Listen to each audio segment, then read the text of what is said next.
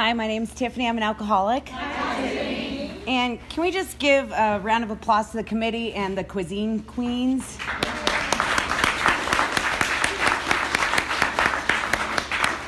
I want to thank Fran for asking me back in January at Winterfest to speak at this, because for the next 5 months I didn't hear from her, and I thought, well, hopefully she contacts me, and was honored that just the fact that back in January she assumed I was still going to be sober today, and thankfully here I am.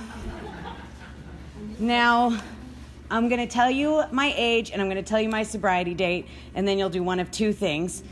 I find that when someone younger than me, when less time shares, that I tend to kind of tune out.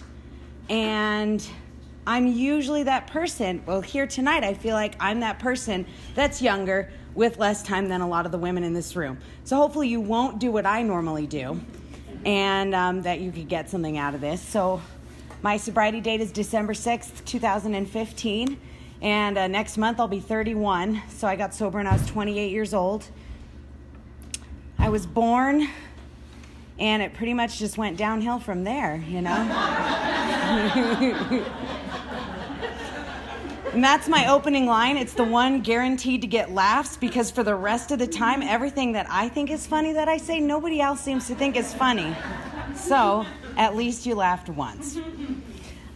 I remember when I joined Alcoholics Anonymous, I had wanted to stop drinking for a couple of years, and I didn't really have any crashing bottom that got me to join AA. It was more like I had stopped digging down and I was just kind of digging forward, and my bottom was maintained. When I joined Alcoholics Anonymous, I had a bachelor's degree that took me 9 years to get, but I got it. I had a job, and it's the same job that I hold today. I lived in an apartment. It's the same apartment that I live in today. And everything on the outside looked great. But again, it took me 9 years to get that bachelor's degree that I had. At my job, I was getting talked to at least once a month for having such a negative attitude. And nobody had been in my apartment for a year because it was so filthy that I was so ashamed of the way that I lived, I wouldn't even let my own mother inside to pee. And I'll get to that. So I didn't have the worst childhood ever.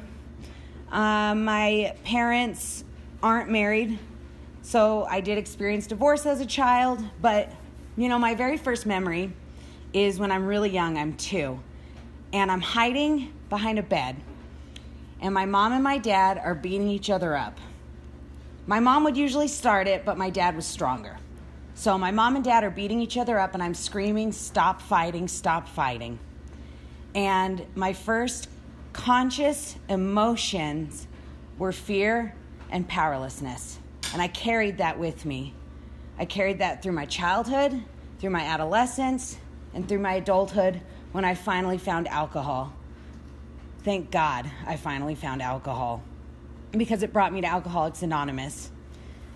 As a child, you know, my parents were married. My mom was a stay-at-home mom. My dad was a computer programmer. We lived in Fremont. We had a housekeeper. We had a dog and a bunny and a parrot. And on the outside, everything looked great. But I felt like I was living this double life. I remember having to wipe my tears away so that the police wouldn't know that I had just watched my dad break my mom's nose. At school, I had to pretend like everything was fine at home when I could barely invite people over because I didn't know if my parents were going to fight that day. When I went to friends' houses, I remember not understanding what a healthy home environment looked like. And none of that makes me an alcoholic. I believe that alcoholism is a genetic disposition coupled with a mental obsession and a spiritual malady. So I had the genetic disposition. My dad's an alcoholic. It's also on my mom's side, but my mom is not an alcoholic. I had the spiritual malady growing up with fear and powerlessness. And the mental obsession first came out when I found video games. That was my first obsession. But I remember Even as a child, I did not feel good enough. I did not feel deserving of good things, and I did not feel worthy. I would get mad at somebody, usually my parent, for cracking a joke at my expense. They were joking, but I'm 7 or 8 years old, and I'm just taking it personally. I'm mad at them, and I can't stop being mad at them. For hours and hours, I'm obsessing on how mad I am at them for this one thing that I've already forgotten that they said. Then I'm mad at myself for staying mad. And so I would punish myself. I remember we would go clothes shopping, and my mom would want to buy me a sweater or a jacket or a shirt, something that I liked too, but because I was so mad at her and then subsequently at myself, because don't you know, I am a reflection of my mother, and my worth and her worth are kind of intertwined when I'm that age. And so I wouldn't let her buy me the clothes that I wanted. Or I would get so mad that I would take something I liked and already had, and I would throw it away because I wanted to punish myself. Obviously, when you're a kid and you watch domestic abuse, and then you have both parents saying you're just like your mother and you're just like your father, so you're identifying with both parents who obviously don't love each other, so much to the point that they get physically violent. How can one possibly grow up loving oneself? You know, it was like I was doomed. And my parents are not to blame for that, because my parents, both of them, did the best that they could. You know, my dad found Alcoholics Anonymous through recovery from heroin. The year is kind of shaky, but I think it was in the 70s or 80s. And my mom went to Al-Anon but said that it was too weak. I personally have been on the 4th step for a year, and Al-Anon has absolutely saved my sanity. So I want to give a shout out to the double winners in this room. So I grew up. My parents divorced. We left the home where she was a stay-at-home mom. We had to fire the housekeeper. My mom got full custody. She moved us up to Reading. She separated me from my soccer, my gymnastics, my art class, this accelerated math program I was in. In my eyes, my mother took me away from everything that made my crappy life bearable and everything that made me comfortable and everything I thought I was good at. Of course, as an adult, I realized that there was no way she could have had a 2-bedroom apartment in the Bay Area without a college education doing the kind of work that she knows how to do. But in Reading, she could afford to buy a 3-bedroom home. So we moved to Reading. And I never got back into any of those things. And that's okay too. A lot of people don't get anything like that in their childhood. Sometimes it's really easy for me to feel sorry for myself and think I've known both lives, so I know what I'm missing. But you know what? That's just bullshit. Like, I got to experience this childhood that, yeah, wasn't perfect, but I got all these amazing things from it and all these amazing memories. So we moved to Reading. My mom started smoking cigarettes. And my gosh, did I want to do that when I was 10 years old. But when I finally got the gumption to steal one of hers and smoke it without inhaling, because I didn't know what inhaling was. You know, I thought I looked so cool smoking with my cousin inside the house, thinking that she wouldn't smell it. She wailed on me. You could hit your kids back then. It was fine. And so my fear of what she would do if she found out if I got in trouble kept me out of trouble for a really long time. But I felt cast out. I started 5th grade at Grant School in Reading, and they bumped me up a couple months later into 6th grade. So I'm 11 years old, and I don't know what it means to kiss a boy. I have no boobs of any kind. I was still playing Land Before Time adventure games with my friends at recess, and all of a sudden I'm thrown into this puberty-filled classroom that I'm just not a part of. Because, you know, there were girls that were already developing into women. People were having boyfriends. I was still having crushes on cartoon characters, a little bit of Darth Vader thrown in, and I didn't understand how to be a part of that world. I still wanted to go play my adventure games out in recess, but people didn't do that anymore. So I quickly became pretty depressed. I remember the obsession to change the way I felt really started coming through then, but I didn't have an outlet. If I had learned about dust off back then, bet your ass that I would have used that, but I didn't know about it. So my friend told me that if you stood against a wall, bent over, and you breathed in and out really deeply, and then stood up really fast, you could black out. And I thought that was amazing. And so I would do that when I was 11 years old. I would roll up paper and light it on fire and pretend like I was smoking a real cigarette when I was 11 years old. And I get it. There are some people who at 11 years old, they were smoking pot. I didn't even know what pot was. They were drinking. Drinking hadn't crossed my mind yet because, again, I was with my mom full time, and my mom's not an alcoholic. My mom has 1, maybe 2 beers, and it takes her hours to do it, and she thinks nothing of it, and it was never this big deal. Then I got into high school, and it was like I was out of place, but now there were 1,500 other people that I felt out of place from. I've always been a very loud and very opinionated person, and if you add a lot of ignorance and discomfort with who I am, feeling worthless, feeling like I don't deserve anything, hating myself, I was basically the most annoying person you could have come across.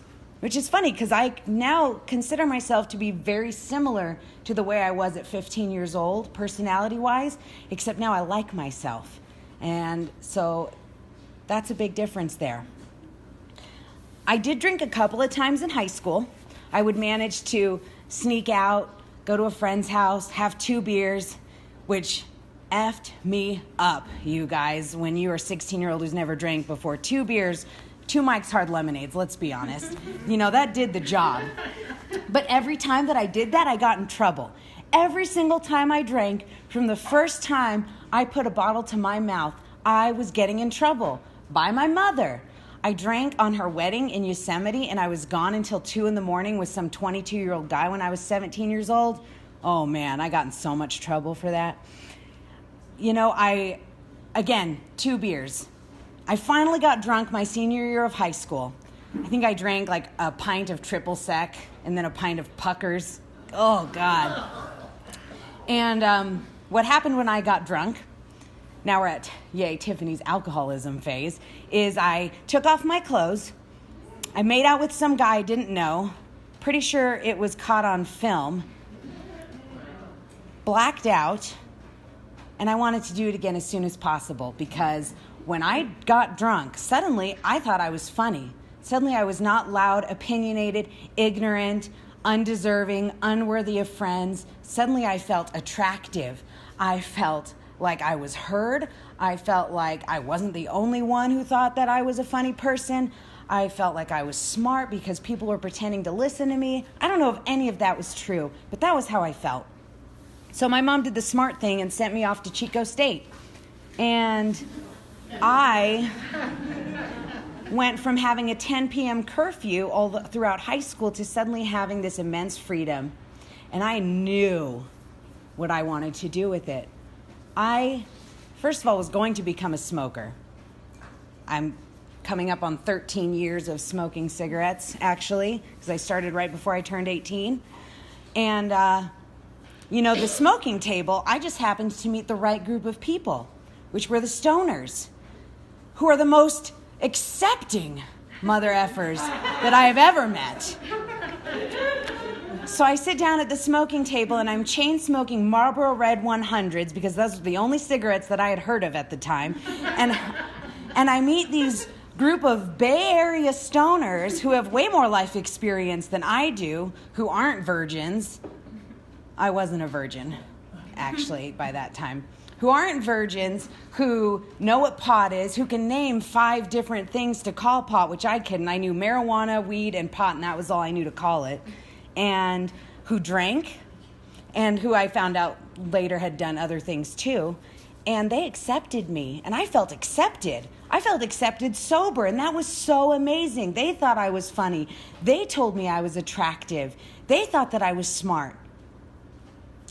Being called smart is something to this day that my ego absolutely loves. I remember when I had about 30 days in AA, somebody said, "Oh, you're the new girl that's really smart." And I was like, "Oh, hell yeah, I am." So that's something that my ego really likes. So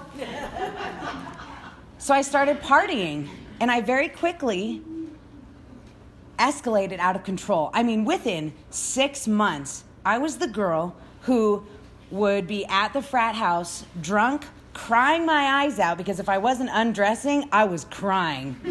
And sitting on a couch in a blackout, and the frat boys were saying, "Whoever brought this girl, you need to go." Being kicked out of fraternity houses, I still went to all the parties. They weren't going to stop inviting me to parties. And I tried to moderate. I tried so hard to control my drinking because I thought I've never practiced. I just need more practice. And so that was very quickly what my drinking turned into. I was always an alcoholic drinker. I always wanted more. I never had enough. I drank until I blacked out or passed out. If I threw up, great, because that meant I could drink more. And I loved beer. I preferred beer because I could drink more of it. And so for me, I always got drunk really quickly. It always took 2 beers to get my buzz on. So by drinking beer, I could feel more in control longer, and I could drink longer. Obviously, I drank hard alcohol when I finally turned 21 and went to the bars, but my go-to is always beer. At the end of my alcoholism, all I could afford was Coors Light, which when I see those Coors Light billboards with it pouring out of the can, sometimes I can still feel it going down my throat. I don't know if that's ever going to stop, but it's not like I want to drink it, but I can still remember how it tasted and how it felt. Coors Light is nasty. So I'm partying, I'm doing other stuff, I get a boyfriend, I get kicked out of an apartment, so I move in with him after 3 months. I do a geographic to Southern California.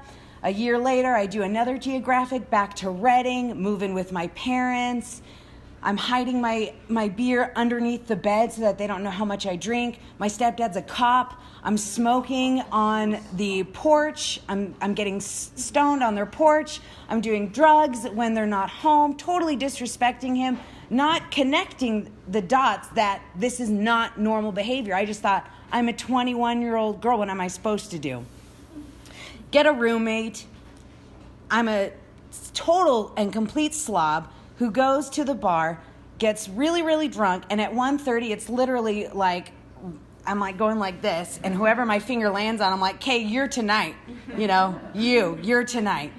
I don't know what your name is. You know, my sex inventory has guy that looks like John Leguizamo on it. Hillbilly guy. Oh, God. You know, and that's just the way that it was. Because to me, sex was validation. Because don't you know, I was undeserving, I was unworthy, and I hated myself, but damn did I have some titties, and I could use them. And that was about all that I felt that I had going for me. I had dropped out of college. I was a drunk stoner. I killed my lizard. So I got my first pet when I was 19. It was a leopard gecko. I named him Lizord, and I killed him. And I did not kill him because I accidentally stepped on him. I did not kill him because he was old. I killed him because every single day for months and months, I would get off work with $5 in my pocket, and I would say, I really need to go buy food for my pet. And instead, I would go get alcohol every day for months and months until he died. And that is the worst thing I've ever done, is killed a living being that was completely dependent on me. So when I had 1 year sober, I got another leopard gecko, and his name is Second Chance. And you bet your ass I feed him regularly. So I'm a terrible roommate because I'm bringing home strange guys. I'm not cleaning up after myself because I'm just getting drunk the next morning anyway, so why bother cleaning up bottles? Then at 23 years old, I get a DUI. March 11th, 2011, I blew a .25. I was blacked out for the whole thing, and when I came to in the drunk tank, they called me the crying girl. Today, I cry a lot too, and I enjoy every moment of it because I recognize that tears are so healing and so powerful. So I get a DUI, call my roommate, she picks me up at 7:30 in the morning. I come home and the first thing I do is drink. Because don't you know, alcohol's not my problem. Driving was my problem. It took me 3 years to do 9 months of DUI classes. Good Lord.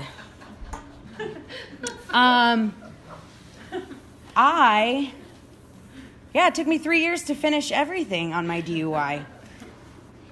You know, and I'm really looking forward to the day, April 21st of 2019, I will be 5 years off probation and I'll be able to go into jails and institutions. And when I got sober, I didn't think that I was ever going to have sobriety for a long enough period of time to be able to do something like that. And now it's actually less than a year away. And that blows my mind. So, 23, DUI, all it did was change my drinking habits. I wasn't allowed to go to the bar. Facebook was a big thing. I think Twitter was a big thing back then. So I couldn't exactly go to the bar. I was afraid that people would take pictures of me, post them on Facebook, and then I'd go back to jail. So I have an interlock device, a breathalyzer, so I don't have the control over driving myself everywhere. And you know what? That was such a blessing because it stopped me driving when I drank. It stopped putting other people at risk. And that's how I became an isolated drinker. Because when those 3 years were up, I was to the point where I was drinking so much that I couldn't have normal friends to go out and have a few drinks with. I didn't know what a few drinks was. For me, a few drinks was 5 pints. That was a few.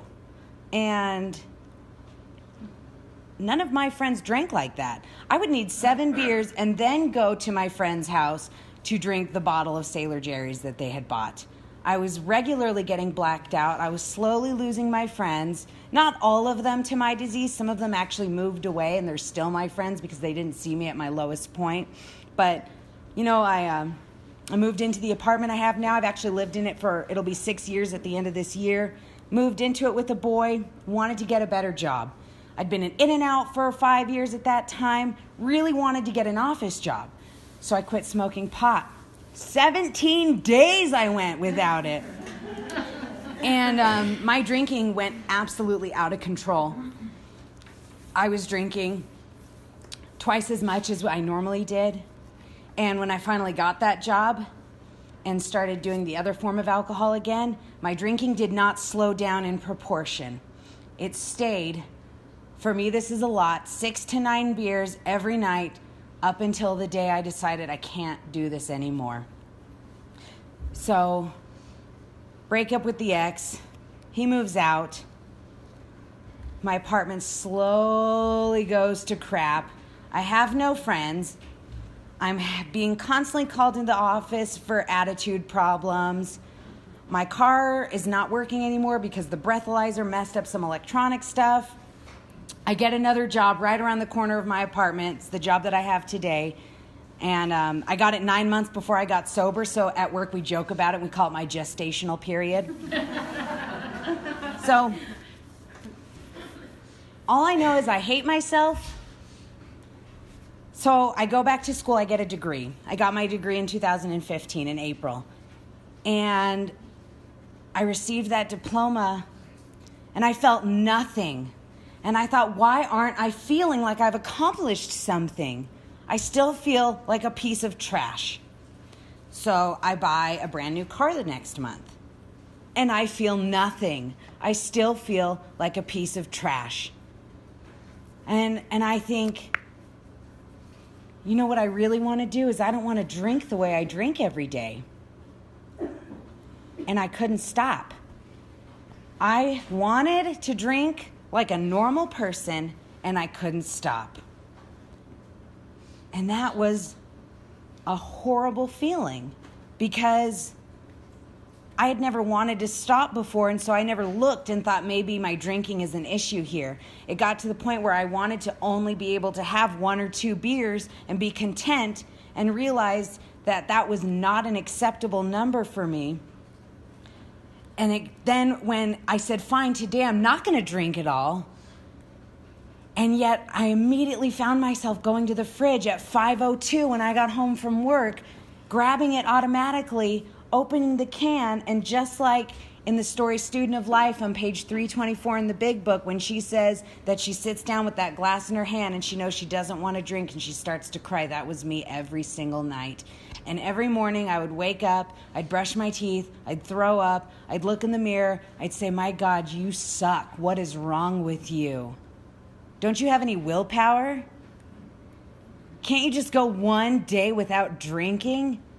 No wonder you're single. No wonder nobody wants to marry you. No wonder you don't have any friends. No wonder you have an attitude problem at work. You're so weak. So, I don't know what made me do it, but I called my cousin in San Clemente, which is in Southern California, and I said, hey, I want to visit you for Thanksgiving, but I don't want to drink because I think I have a problem. And she says, why do you think you have a problem? And I say, because every day I tell myself I'm not going to drink today, and I drink anyway. And when I start to drink, I can't control the amount that I drink. And she said, you might be an alcoholic. And I didn't know it that day, but that was step 1.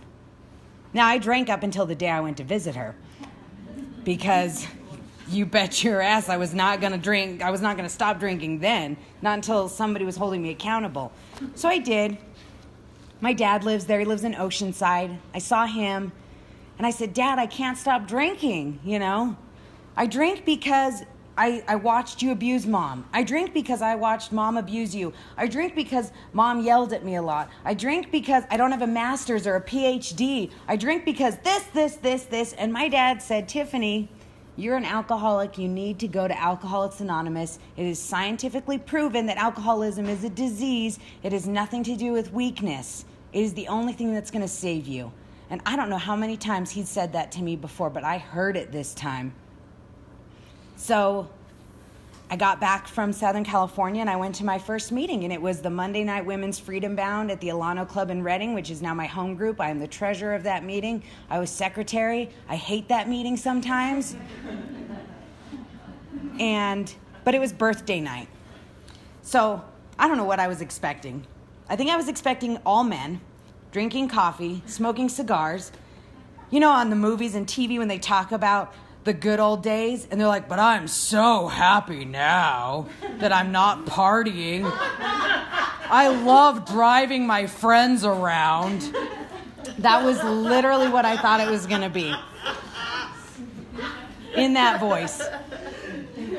And that was not what I saw. What I saw was 60 plus women hugging each other, laughing, being happy to see one another, welcoming each other.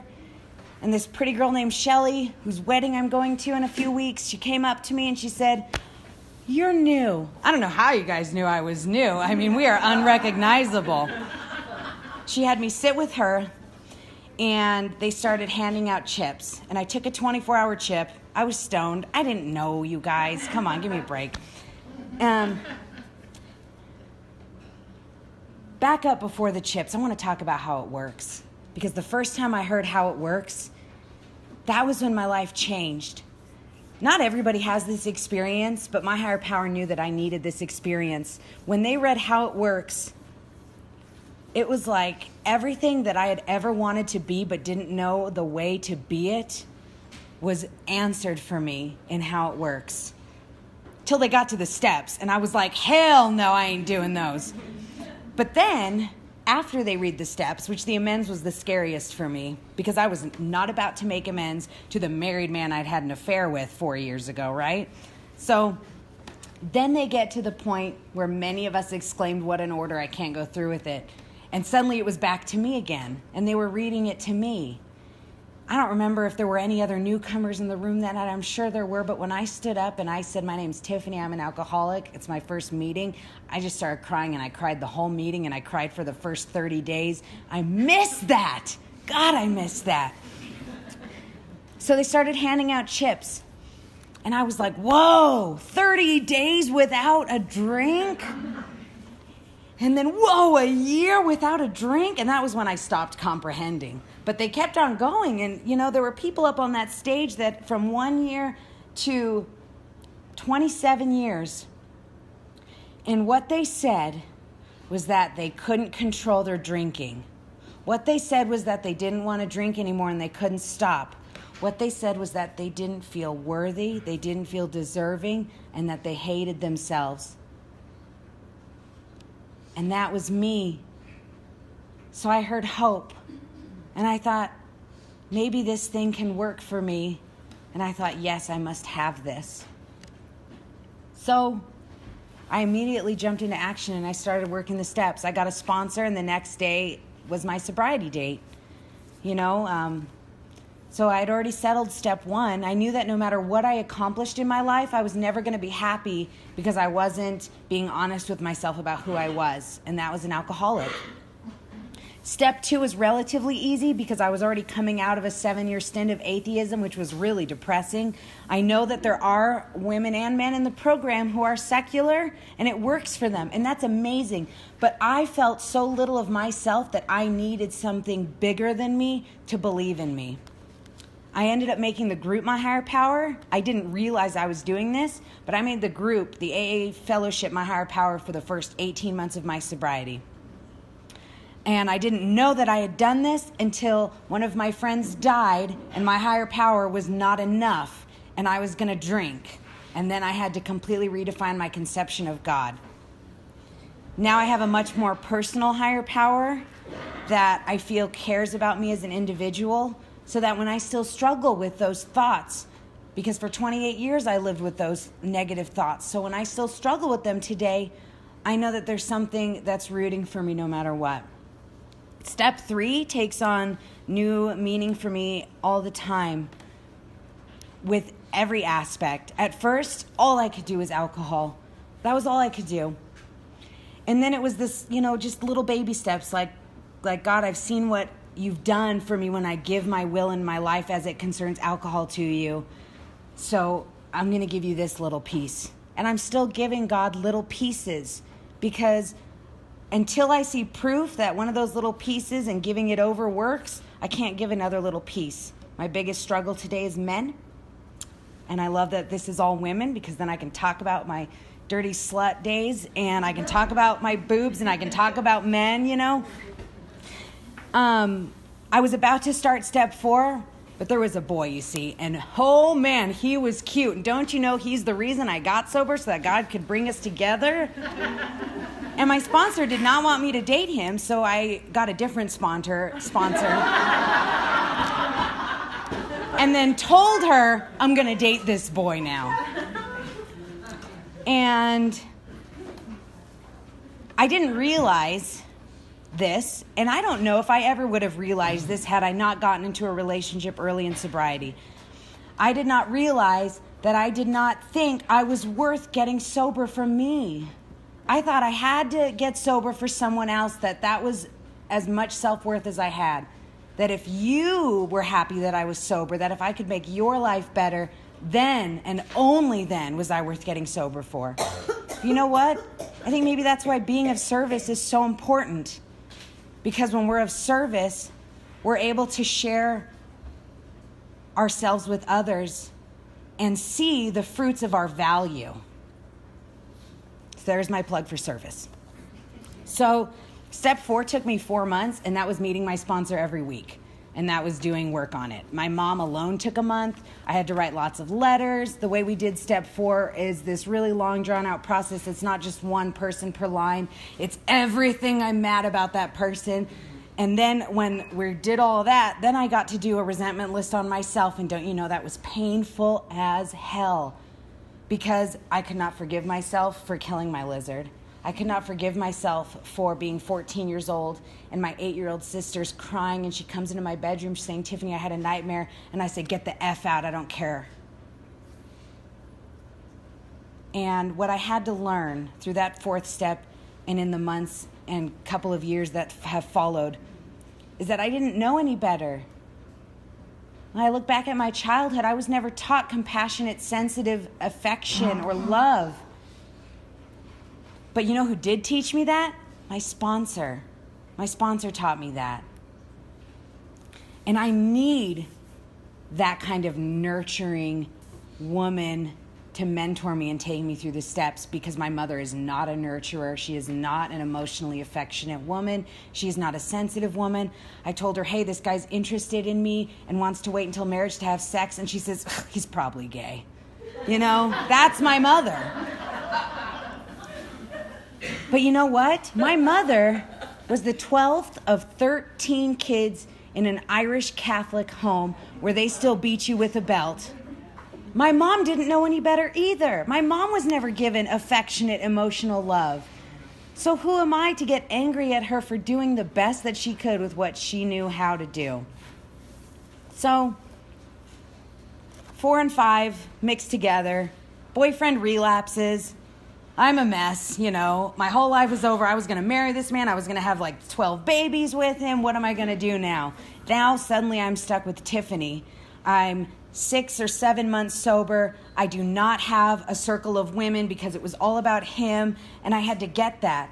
And I don't know about you, but, you know, every few months I make jokes about how, yeah, you know, I'm 2 years sober going on 6 months, because that's how I feel sometimes, especially when I'm going through a period of growth. And, you know, it was funny because one of my fears, you know, my fears list is basically my reservations list for me.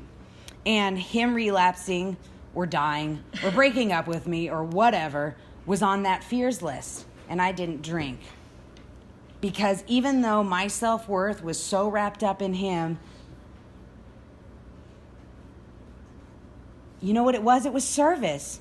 I had just gotten secretary position at what was my home group at the time, which was this hoity-toity Friday evening meeting where most of the people have 20 plus years of sobriety, and they had just made me with my 6-month secretary, and there was no way in hell I was going to be drinking and giving up that position. So ego and service saved my butt. And that's just the truth. Until I could save my own butt, ego and service did it. You know, and I've got a lot of defects. I don't know about you guys, but I wrote my character defects list, brought it to my sponsor, and she tripled it in size. She was like, what about this? What about this? What about this?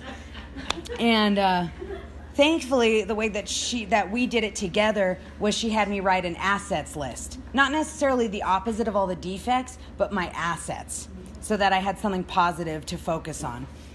The character defects that I struggle with the most today is my codependency, being perverted, and being dramatic. Those are my 3 biggest defects. I try to emphasize that being dramatic is not the same as being melodramatic, that I just like to embellish. And I was an actor in middle school, so I just think that we're all pretty, you know, all us people that like to act are dramatic. And so what I try to do today to incorporate steps 6 and 7 is to either focus on a defect that I've been noticing has been popping up, or if I don't have anything standing out or I really don't want to work on that defect, I'll say, God, please show me what you want me to work on today. Show me who you want me to be today. Then we got to the amends. And my amends aren't done. I've reached out to people. I'm waiting for a response. I reached out to people and got rejected. Waiting for that right time where I can run into them and let higher power choose when to make the amends. You know, I had to make amends to both my parents. I had to make amends to my father for kicking him out of my apartment because he told me that I had to be a failure in this life in order to succeed in the next. I made amends to him because what I failed to mention when I was crying about this situation to Mommy was that I was guzzling booze in front of him, knowing that he was a recovering alcoholic. I was smoking pot in front of him knowing he was a recovering addict. And I had to forgive myself for that too, because I didn't understand until I got into the program what it meant to be so disrespectful as to do that. So I had to make amends to him, but I couldn't do it until I fully accepted that I was not going to get an amends back, and I didn't. You know, he didn't make amends. I'm so sorry that I beat your mom up in front of you when you were a child. I'm so sorry that, you know, whatever things I made up went wrong, you know, in my head. He said he forgave me. And then he told me that me being sober was better than me having 7 PhDs.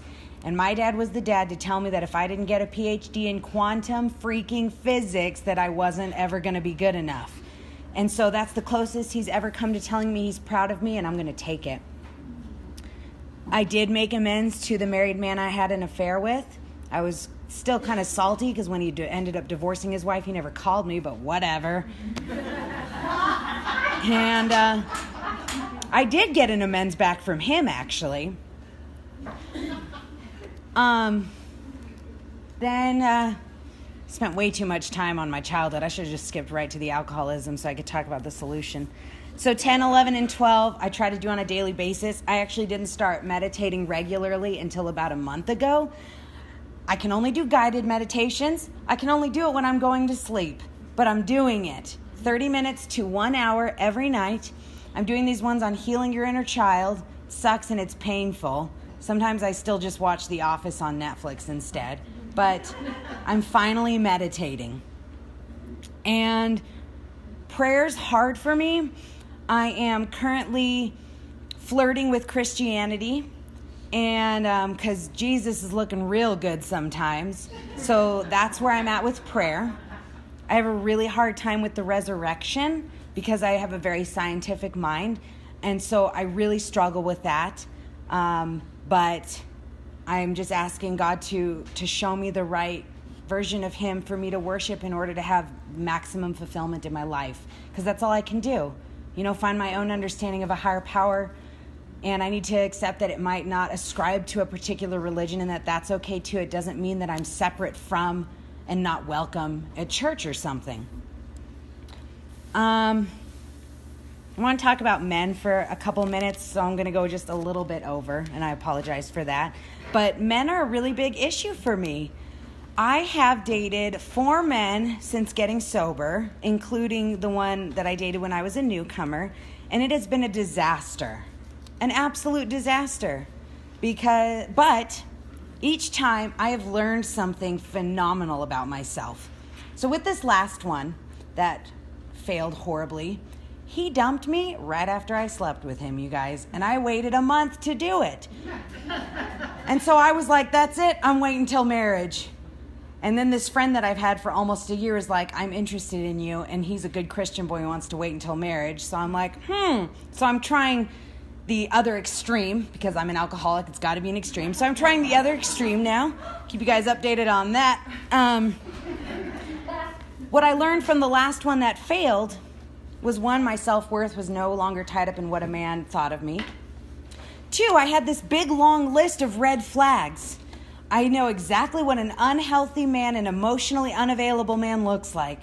But you know what I don't have a list of? What an emotionally available man looks like. What a healthy man looks like. So, going back to basics, because we got to do that sometimes. What are all the opposites of these things? What's the opposite of spilling your deepest secret in 1 week? Well, being patient. What's the opposite of... Generally, they're things around rushing. Rushing emotionally, rushing sexually, rushing with, oh my God, this connection, I've never felt this way before. You know how many times I've heard I've never felt this way before in recovery? Not as many times as I heard when I was 19 and someone was trying to get laid, but you know, pretty close. And so I've had to go long periods with no men while I heal from the last one, get some more value, get some more self-worth. And I'm going to put another plug into Al-Anon here real quick. Al-Anon has really saved my sanity with this. Alcoholics Anonymous has shown me that I can stay sober. I've had a psychic change sufficient to bring about long-term recovery. Fingers crossed. It hasn't even been 3 years, but fingers crossed, I've had that psychic change. It feels like I have. But I was still lacking the component that told me that I deserved to be sober. And so that's what our sister fellowship does for me, is it reminds me every day that not only can I do this, I deserve to do this. Now with the meditations and the healing that I'm working on, I'm learning that not only can I do this, not only do I deserve to do this, I have always deserved this. I was always good enough. I was always worthy. Even when I was crying in a blackout on a frat boy's couch, even when I was lying on a mat in the drunk tank in jail, I was still worthy of self-love, of God's love, and of your love. So I just want to thank you women for waiting for me until I found my way to you.